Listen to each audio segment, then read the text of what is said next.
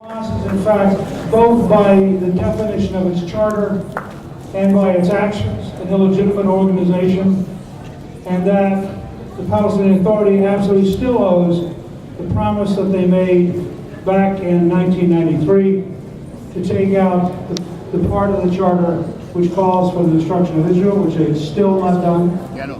And that I think it's time for the United States to have the courage to tell the truth and to tell it in an unequivocal way that Israel does have the right to exist, it has the right to have neighbors who are peaceful, and that the world should quit pretending that there's going to be peace between terrorism and civilization, that our job is first to defeat terrorism and then to have peace.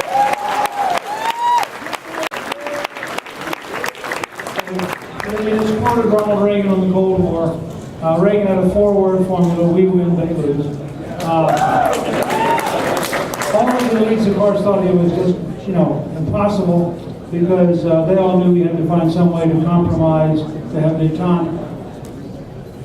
10 years after he was sworn in, the Soviet Union disappeared. I think some kind of similar timeline for Hamas would be a terrific achievement. And I think that you should remember that the application of grand strategy and the application of aggressive communications doesn't necessarily mean war. In fact, in the case of the Soviet Empire, when President did two movies, one Ronald Reagan, Run to a Dusty, and the other 9 Days That Changed the World about Pope John Paul II, going back to Poland, and you see the disintegration of the Soviet Empire from the absolute moral collapse of the system and the unwillingness of people to sustain it.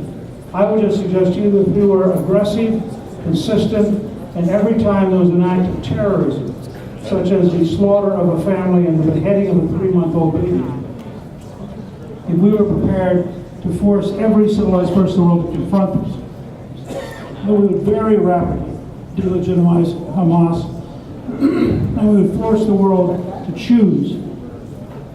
And the world would resent us forcing it.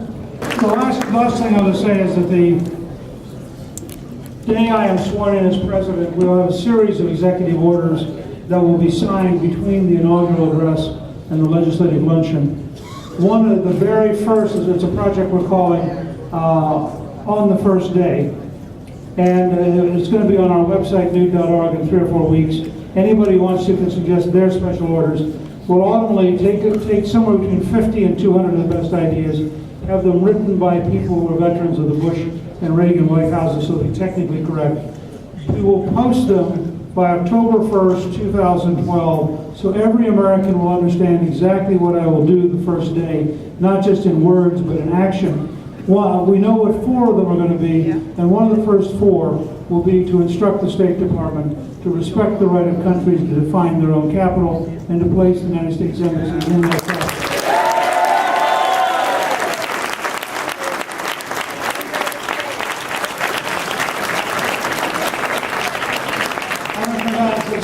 Since so many of you now have cameras or cell phone cameras or whatever, I'm going to go down, we'll take pictures as long as we possibly can. I will tell you all, anybody who says they would like to see me win, please go to newt.org. That is our campaign website. Get them to sign up. I believe we can wage a people's campaign. I believe we can win by telling the truth, and I think the big truth beats the big lie, and I think the people of the United States will choose civilization over terrorism, and they'll choose courage over self-deceit, and I think that will lead to a dramatically better future for all of us. I look forward to seeing each of you. Thank you very much.